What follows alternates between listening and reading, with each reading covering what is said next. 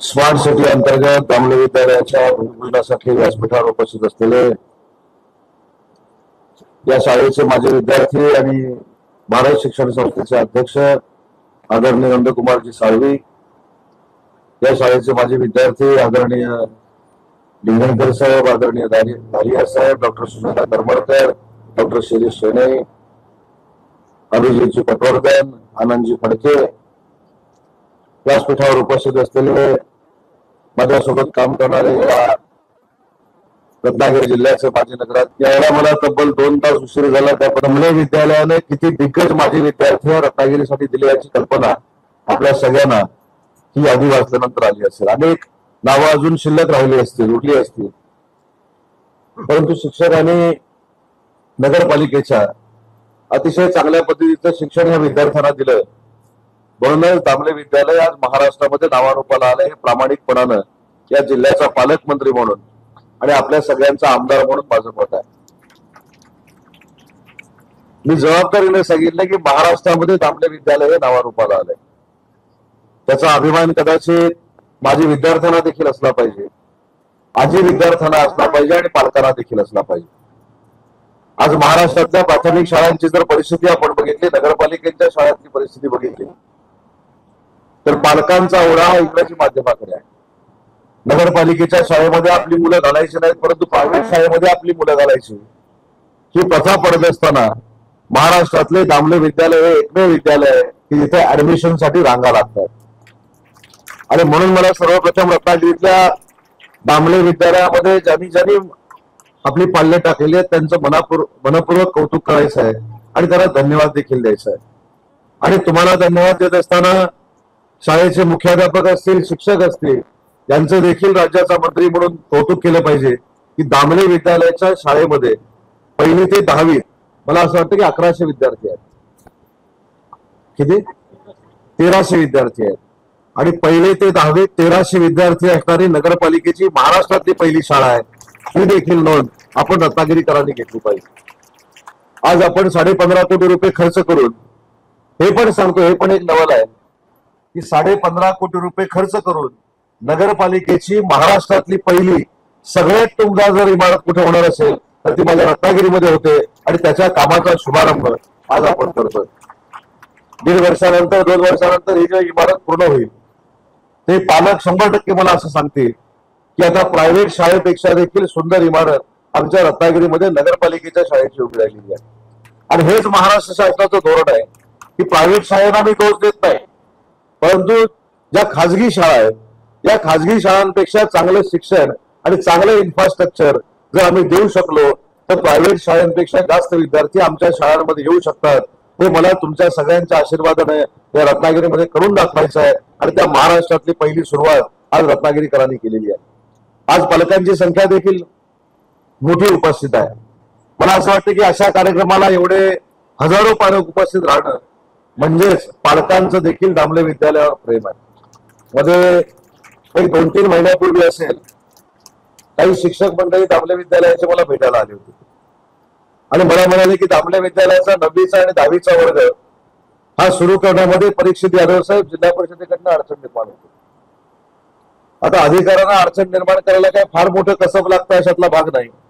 एखादी फाईल टेबलाखाली टाकून ठेवली किंवा कपाटात टाकून ठेवली आणि लोकांना नाचवलं की अधिकाऱ्यांना फार मोठं समाधान मिळतं.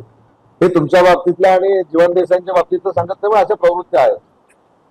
आणि ज्यावेळी मला सगळे शिक्षक भेटले की आपल्या आता 9वी आणि 10वी सुरूच होणार नाही, मी त्यांना या तालुक्याचा आमदार म्हणून आणि जिल्ह्याचा पालकमंत्री म्हणून शब्द दिला की दुपारी 3 वाजता तुम्ही माझ्याकडे आलाय, रात्री 10 वाजेपर्यंत जर तुम्हाला मान्यता मिळाली नाही तर परत पालकमंत्री म्हणून माझ्याकडे कुठचं काम घेऊन येऊ नका. आज शिक्षक माझ्यासोबत इथे उपस्थित आहेत. 3 वाजता दिलेला आदेश 6 वाजता त्याची अंमलबजावणी झाली आणि 6:30 वाजता आपली शाळा 10वी पर्यंत झाली. आणि ती आदर्श शाळा ही महाराष्ट्रामध्ये आदर्श ठरावी यासाठी आता भूमिपूजनाचा सोहळा आहे. आज फक्त दामले विद्यालयाचं भूमिपूजन होत नाहीये, तर माळ नाक्याला असलेल्या एका रुग्णालयाचं आणि व्यायामशाळेचं देखील भूमिपूजन झालं. इथं याच व्यासपीठावर मी जाहीर करतो. आज राज्याचा आपल्या सगळ्यांच्या आशीर्वादाने उद्योगमंत्री झाल्यानंतर माझ्या मतदारसंघासाठी काहीतरी करावं, माझ्या शहरासाठी काहीतरी करावं, ग्रामीण भागासाठी काहीतरी करावं ही भूमिका माझ्यासारख्या कार्यकर्त्याने घेतली आणि हे देखील सांगतो की ही महाराष्ट्रामध्ये पहिल्यांदा नोंद झाली की रत्नागिरी सारखं शहर माझ्या विभागाच्या अंतर्गत MIDC ने दत्तक घेतलं आणि स्मार्ट सिटी म्हणून घोषित केलं. त्याला 450 कोटी रुपये आम्ही MIDC मधनं दिलेले आहेत. फक्त त्याची कामं चांगली झाली पाहिजे हीच मला नगरपालिकेच्या लोकांना एक सूचना माझा विनंती करायची आहे. कॉन्ट्रॅक्टर कोण आहे, न्यातीवाला आहे की उदय सामंत आहे की अजून कोण आहे बघण्यापेक्षा आणि कॉन्ट्रॅक्टरकडे बघत काम करण्यापेक्षा कॉन्ट्रॅक्टरकडनं चांगलं काम करून घेणं ही प्रशासनाची आणि लोकप्रतिनिधींची जबाबदारी आहे. सध्याचा पायंडा वेगळा असताना रत्नागिरी शहराच्या सगळ्याच लोकप्रतिनिधी अतिशय चांगलं सहकार्य कॉन्ट्रॅक्टरला करण्याचा निर्णय घेतलेला आहे आणि म्हणूनच हे रत्नागिरी शहर पुढच्या 2 वर्षात महाराष्ट्रातलं एक सुंदर शहर, स्मार्ट शहर म्हणून उभं राहणार आहे. आपल्याला आठवत असेल की 2004ला आपल्या सगळ्यांच्या आशीर्वादाने पहिल्यांदा तालुक्याचा आमदार झालो आणि तालुक्याचा आमदार झाल्यानंतर मी असं एक वाक्य अलिबिया काझीसाहेब बोललो होतो, त्याची चेष्टा माझी अनेक लोकांनी केली होती आणि मी असं सांगितलं होतं की महाराष्ट्रातलं एकमेव शहर बारामती ज्याचं नाव घेतलं जातं त्या बारामतीतले लोक माझं रत्नागिरी शहर बघायला येईल असं मी तुम्हाला शब्द दिला होता आणि ते मी तुम्हाला करून दाखवलं. 15 दिवसापूर्वी बारामतीचे आमदार, राज्याचे उपमुख्यमंत्री आदरणीय अजितदादा तारांगण बघायला रत्नागिरीमध्ये आले होते, शिवसृष्टी बघायला रत्नागिरीमध्ये आले होते, छत्रपती संभाजी महाराजांचा पुतळा रत्नागिरीमध्ये बघायला आले होते आणि तुम्हाला खरोखरच सांगताना मला आनंद होतोय ज्या दिवशी रत्नागिरीत ते त्यांच्या जिल्ह्यामध्ये गेले आपल्या सगळ्या प्रकल्पांचा उल्लेख त्यांनी त्या ठिकाणी केला आणि आपल्यासारखे सगळे प्रकल्प हे महाराष्ट्रामध्ये उभं करण्याचा निर्णय राज्याच्या अर्थमंत्र्यांनी म्हणजे अजितदादांनी घेतला. याचा अर्थ बारामतीचे आमदार बघायला आले म्हणजे बारामतीचा पूर्ण मतदारसंघ रत्नागिरी किती चांगली झाली हे बघायला आलं आणि त्याच्यामुळे तुम्ही जे मला 5 वेळा निवडून दिलं त्या 5 वेळाच्या कारकिर्दीमध्ये नक्की काहीतरी करावं ही माझ्यासारख्या कार्यकर्त्याची भूमिका होती आणि मी अनुभव देखील चांगले वाईट चांगले घेतले.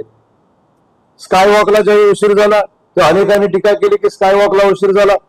तारांगण ज्यावेळी उशिरा सुरू झालं तारांगणाला उशीर झाला म्हणून काही लोकांनी टीका केली. मल्टीमीडिया शो ज्यावेळी आपण सुरू केला त्यावेळी मल्टीमीडिया शो उशिरा सुरू झाला म्हणून काही लोकांनी टीका केली. उशीर झाला असेल पण आज देशातला पहिला 3D मल्टीमीडिया शो जर आपल्याला छत्रपती शिवाजी महाराजांचा वारसा असलेला कुठे बघायला मिळतो तर तो माझ्या थिबा पॅलेसला बघायला मिळतो. तो महाराष्ट्रात अजून कुठेही झाला नाही. हे आपल्या सगळ्यांचं मेरिट आहे आणि म्हणून रत्नागिरी बदलते किंवा रत्नागिरी बदललेली आहे. या 31 तारखेला या 31 डिसेंबरला कलेक्टरकडनं ज्यावेळी मी अहवाल घेतला त्यावेळी कलेक्टरनी मला सांगितलं की आपल्या रत्नागिरी शहरामध्ये एकही हॉटेलची रूम शिल्लक राहिलेली नाही. आपल्याकडे हजारो पर्यटक आलेले आहेत. याचा अर्थ काही लोक जे भाषणामध्ये सांगतात की आपलं GDP उंचावला पाहिजे म्हणजे प्रति दरडोई उत्पन्न आपलं अजून वाढलं पाहिजे. मी खात्रीलायक सांगतो या 3 वर्षामध्ये राज्याचे तत्कालीन मुख्यमंत्री एकनाथ शिंदे साहेबांच्या नेतृत्वाखाली आणि आता विद्यमान मुख्यमंत्री देवेंद्रजींच्या नेतृत्वाखाली हा GDP वाढवण्यामध्ये आम्ही यशस्वी झालो. भविष्यामध्ये महाराष्ट्राच्या पहिल्या 5 जिल्ह्यात हा रत्नागिरी जिल्हा असेल अशा पद्धतीचं कामकाज आम्ही सुरू केलं नाही तर त्याला आता मूर्त स्वरूप येतंय आणि म्हणून रत्नागिरीकरांना मला विनंती करायची आहे की ज्यावेळी कामं सुरू होतात त्यावेळी रोषाला सामोरं जावं लागतं. कोण म्हणतं खड्डे पडलेले आहेत, कोण म्हणतं रस्त्याची कामं सुरू आहेत. पण अजून एक आपल्याला सांगतो की अजून वर्षभरानं जे आपलं रत्नागिरी शहर हे पूर्ण कॉन्क्रिटीकरण होईल तर पुढच्या 25 वर्षामध्ये या रत्नागिरी शहराला एकही खड्डा पडलेला तुम्ही बघणार नाही. एवढं चांगलं सुखकर जीवन माझे रत्नागिरीकर जगतील अशा पद्धतीची भूमिका घेऊन आम्ही भविष्यामध्ये काम करतोय आणि काम करतच राहणार आहोत. हा शब्द रत्नागिरीकरांना मला द्यायचा आहे. आज आपण रत्नागिरी शहरामध्ये नक्की काय काय कामं होणार आहेत याचा देखील उल्लेख या कार्यक्रमाच्या निमित्तानं आपल्याला केला पाहिजे. आज आंतरराष्ट्रीय दर्जाचा दुसरा स्विमिंग पूल रत्नागिरीमध्ये होतोय. आज आपल्याकडे सगळी जी विद्यालय आहे ती देखील चांगली करण्याचा आपण निर्णय घेतलाय. एवढंच नाही तर जुनी भाजी मार्केट जी आहे ती देखील नव्यानं करण्याचा निर्णय आपण घेतलाय. आज महिला वर्ग फार मोठ्या पद्धतीने आहे. रत्नागिरीच्या महिला भगिनींसाठी बचत गटासाठी जर पहिला बचत मॉल जर कुठे होत असेल तर तो आठवड्या बाजारात रत्नागिरीमध्ये होतोय. महाराष्ट्रात आजपर्यंत कुठे झालेला नाही. परंतु या चांगल्या गोष्टी आपल्यापर्यंत पोहोचवायला कदाचित मी कमी पडतो आणि म्हणून सकाळी मी माझ्या माहिती अधिकाऱ्यांना फोन करून सांगितलं या कार्यक्रमाला सगळे माझे पत्रकार बांधव उपस्थित असणं गरजेचं आहे. आणि तुमच्या आखो देखा हाल तुमच्या समोर झालं. आता बघून पण न बघितल्यासारखं केलं तर माझा काही दोष नाही पण बघून जर खरोखरच चांगलं होतंय असं लिहिण्याचा प्रयत्न केला तर रत्नागिरी ही आधुनिक दृष्ट्या सकारात्मक दृष्ट्या पुढे जाते अशा पद्धतीचे चित्र महाराष्ट्रामध्ये निर्माण होईल. आज आपण कदाचित रेल्वे स्टेशनला गेलाय की नाही मला माहित नाही, पण रत्नागिरीच्या रेल्वे स्टेशनला गेल्यावर आंतरराष्ट्रीय विमानतळावर गेल्याचा भास होतो. तुम्ही कदाचित विमानतळावर गेला नसाल, पण मी तुम्हाला शब्द देतो की पुढच्या वर्षीपासून माझ्या रत्नागिरीतला सर्वसामान्य माणूस देखील मुंबईला विमानानं जाणार आहे. एवढ्या चांगल्या पद्धतीचं टर्मिनल बिल्डिंग ही रत्नागिरीमध्ये सुरू होत आहे. आणि म्हणून अलिमियाची मला विनंती करायची आहे, काही गोष्टी ढोळस पद्धतीनं बघितल्या पाहिजे. सगळ्याच गोष्टीकडे बघत असताना राजकारण उदय सामंत हेलिकॉप्टरनं आला की विमानानं आला, आज तुमच्या आशीर्वादाने या सगळ्या सुखसोयी मला मिळतात म्हणून मी हेलिकॉप्टरने येतो. मी काही स्वतःचं हेलिकॉप्टर घेतलं नाही. तुमच्यासारखा कोणतरी एक मित्र मला लवकरात लवकर रत्नागिरीमध्ये पोचावा म्हणून मदत करतो, म्हणून त्या आयुधांचा मी वापर करतो. पण आपल्याकडे चर्चा काय, बहुतेक त्याने घेतलं. एवढे कुठनं पैसे आले? अरे बाबा काय कुठं काय घेतलेलं नाही, जे पूर्वी आहे तेवढंच आहे.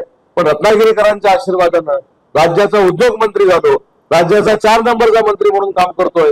त्याच्यामुळे ही सगळी जी काही यंत्रणा आहे ती माझ्यासाठी मिळते.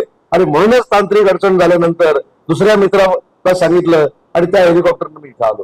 त्याच्यामुळे मला असं वाटतं की या सगळ्याची चर्चा करण्यापेक्षा आपण चांगलं काय काम केलंय याच्यावर जर चर्चा केली तर रत्नागिरी आहे त्याच्यापेक्षा अजून मानसिकदृष्ट्या पुढे जाऊ शकतो. आपल्यावर असा एक ठपका आहे आणि तो पुसण्याचा आम्ही प्रामाणिकपणाचा प्रयत्न करतोय. अनेक लोक काही काही मंडळी सांगतात की कोकणाची प्रवृत्ती, रत्नागिरी जिल्ह्याची प्रवृत्ती ही वेगळी प्रवृत्ती आहे. म्हणजे एखादा जर कोण पुढे जायला निघाला तर त्याला मागे ओढणारी प्रवृत्ती आहे. तर मी सांगतो की हे चुकीचं आहे. माझ्यासारख्या सर्वसामान्य कुटुंबातल्या पालीसारख्या ग्रामीण भागामध्ये राहणाऱ्या कार्यकर्त्याला रत्नागिरीकर 5-5 वेळा विधानसभेमध्ये पाठवतात. त्याच्यामुळे रत्नागिरी खरंच चोखंड आहे. रत्नागिरीकरांना योग्य काय आणि अयोग्य काय हे देखील मला माहिती, त्यांना माहिती आहे. आणि 5वी माझी निवडणूक ही मला तर असं वाटतं एवढी कठीण होती की काही लोकांनी ठरवून टाकलं होतं की उदय सामंत घरी गेला, काही लोकांनी डीपी ठेवले होते. पण मला माझ्या मतदारांवर विश्वास होता, महिला भगिनींवर विश्वास होता, माझ्या सगळ्या तरुण सहकाऱ्यांवर विश्वास होता. सगळ्यांचे मनसुबे डोळीला मिळून पुन्हा एकदा 50,000च्या मताधिक्यानं तुम्ही मला विधानसभेमध्ये पाठवलं. आणि म्हणून तुमच्या ऋणात राहून ही सगळी रत्नागिरी शहराची विकास कामं करावी ही प्रामाणिकपणाची भावना माझ्यासारख्या कार्यकर्त्याच्या मनामध्ये असल्यामुळे ही फार मोठी चांगली कामं आज आपल्याकडे व्हायला लागलेली आहेत. आज कदाचित रस्ता सुरू आहे, रत्नागिरी मिऱ्यापासून कोल्हापूरकडे जाणारा रस्ता सुरू आहे. अनेक लोकांना अडचणी होत असतील, पण अजून 6 महिन्यानंतर रत्नागिरीतनं कोल्हापूरला जाणारा माणूस फक्त 1 तासामध्ये जाणार आहे. ठीक आहे, नॅशनल हायवे काही अडचणीमुळे राहिला, परंतु आज मी जर गाडीने इथनं निघालो तर इथनं फक्त मी 2 तासामध्ये महाडला पोहोचतो. हे देखील महायुतीचीच किमी आहे. नरेंद्र मोदी साहेबांच्या नेतृत्वाखाली नितीन गडकरी साहेबांनी जे निर्णय घेतले त्याची प्रचिती अजून वर्षभरानं आपल्या रत्नागिरीकरांना देखील होणार आहे. कालच मी रत्नागिरीमध्ये आलो होतो. मी तर आताच कोणाला तरी गाडीत सांगितलं, मी गेले 8 दिवस अपडाऊन करतोय. जसं पालीला असताना मी कॉलेजला यायचो आणि कॉलेजमधनं परत पालीत जायचो, तसं सध्या माझं मुंबई रत्नागिरी चालू आहे. याचं कारण फक्त आणि फक्त माझ्या मतदारसंघानं जो माझ्यावर विश्वास टाकलेला आहे त्या विश्वासाला पात्र ठेवून महाराष्ट्रातलं सगळ्यात चांगलं शहर, महाराष्ट्रातलं सगळ्यात चांगला मतदारसंघ मला रत्नागिरीत बनवायचा आहे. आणि म्हणून किती वाजता जरी रात्री माझं काम संपलं असलं तरी या 8 दिवसामध्ये दररोज रत्नागिरीला येण्याचा एवढ्यासाठीच प्रयत्न केला. तर रत्नागिरीला आपल्याला बदलायचं आहे आणि रत्नागिरी बदलतंय हे बघितल्यानंतर माझ्यासारखा कार्यकर्ता देखील समाधानी होतो. परवा देखील काही मंत्री रत्नागिरी शहरामध्ये फक्त रत्नागिरी शहरातली शिवसृष्टी बघायला आले होते, छत्रपती संभाजी महाराजांचा पुतळा बघायला आले होते, 3D मल्टीमीडिया शो बघायला आले होते. मला सीओला इथं सूचना करायची आहे, बाकी जे काय कराल तेव्हा कराल, परंतु रत्नागिरी नगरपालिकेच्या हद्दीतली मुलं मिशन म्हणून पुढच्या 8 दिवसामध्ये मोफत हे मल्टीमीडिया शो बघताना मला दिसली पाहिजे. त्याला तो मल्टीमीडिया शो दाखवला पाहिजे. तांत्रिक दृष्ट्या, टेक्निकली दृष्ट्या रत्नागिरी शहर किती पुढे गेलंय. जसं इस्रोच्या मुलीनं सांगितलं की चंद्रयान ज्यांनी बनवलं ते मला बघता आलं, त्या इस्रोच्या मुलांना देखील आपण रत्नागिरीमध्ये काय टेक्नॉलॉजी आणली ते आपण दाखवलं पाहिजे. आणि बाकी सगळे, कारण मी उद्योग मंत्री आहे, उद्योग हा शब्द मी चांगल्या अर्थाने वापरतोय, बाकी सगळे उद्योग बाजूला ठेवून, ते सगळे उद्योग होतच राहतील, पण बाकी सगळे उद्योग बाजूला ठेवून जरी सुट्टी असली तरी शिक्षकांनी पुढाकार घेऊन माझ्या रत्नागिरी शहरातल्या नगरपालिकेच्या हद्दीत शिकणाऱ्या सर्वसामान्य कुटुंबाच्या मुलांना तो 3D मल्टीमीडिया शो पुढच्या महिनाभरामध्ये दिसला पाहिजे. आणि सगळे मुलं असं म्हणाली पाहिजे की इस्रोला जी टेक्नॉलॉजी आहे त्याच्यापेक्षा कुंभवना जास्त प्रगत टेक्नॉलॉजी ही रत्नागिरी शहरामध्ये आपल्या आमदारांनी या ठिकाणी विकसित केलेली आहे. अजून एक काल आपल्या सगळ्यांच्या मनातला मी निर्णय घेतला. आज आपल्याकडे अंमली पदार्थाचा जो विळखा आहे हा वाढण्याची शक्यता फार मोठ्या पद्धतीने आहे. आणि म्हणून काल मी सगळ्या पोलीस विभागाच्या अधिकाऱ्यांना बोलवलं होतं आणि मी त्यांना स्पष्ट सांगितलं की अंमली पदार्थाच्या बाबतीमध्ये पकडलेल्या माणसाला एखाद्या पुढाऱ्यानं सोडा म्हणून जर फोन केला तर त्याचं नाव डायरीमध्ये लिहा आणि पत्रकार परिषद घेऊन सांगा की या पुढाऱ्यानं ड्रग्सचा माफिया जो आहे त्याला सोडण्यासाठी फोन केला होता. आणि म्हणून एक मोहीम घेतली 3 महिन्यामध्ये. त्याच्यामुळे मला पुढच्या पिढीला विद्यार्थ्यांना आणि शिक्षकांना देखील एक विनंती करायची आहे. फक्त गुन्हा हा देणाऱ्यावर दाखल होणार नाही तर घेणाऱ्यावर देखील दाखल होणार आहे. आणि काल जसं मी सांगितलं तसं या रत्नागिरीच्या भाषणात देखील मला सगळ्या रत्नागिरी जिल्ह्यातल्या युवा पिढीला एक हात जोडून विनंती करायची आहे की या सगळ्या अंमली पदार्थाच्या सेवनापासून आपण दूर राहावं. शेवटी कुटुंब बर्बाद होतं, सगळी व्यवस्था बर्बाद होते, स्वतःचं आयुष्य बर्बाद होतं आणि जर पोलीस केस दाखल झाली तर पुढचं आयुष्य देखील बर्बाद होतं. या बर्बादीला कोणी सामोरं जाऊ नये यासाठी कालचे मी काही निर्णय घेतलेले आहेत. आणि म्हणून माझा इशारा समजा, माझी विनंती समजा, पालकमंत्री म्हणून चांगल्यासाठी दिलेली मी धमकी समजा. पण अंमली पदार्थाच्या आहारी जर कोण जाणारा असेल किंवा घालवण्याचा जर कोण प्रयत्न करत असेल तर त्यातल्या 8 लोकांना काल मी तडीपार केलेला आहे. 2 वर्ष आता 5 जिल्ह्यामध्ये त्यांचा प्रवेश नाही आणि जर प्रवेश झाला तर त्या उचलून जेलमध्ये टाकाव्या अशा पद्धतीच्या सूचना जिल्ह्याच्या पालकमंत्री म्हणून मी दिलेल्या आहेत.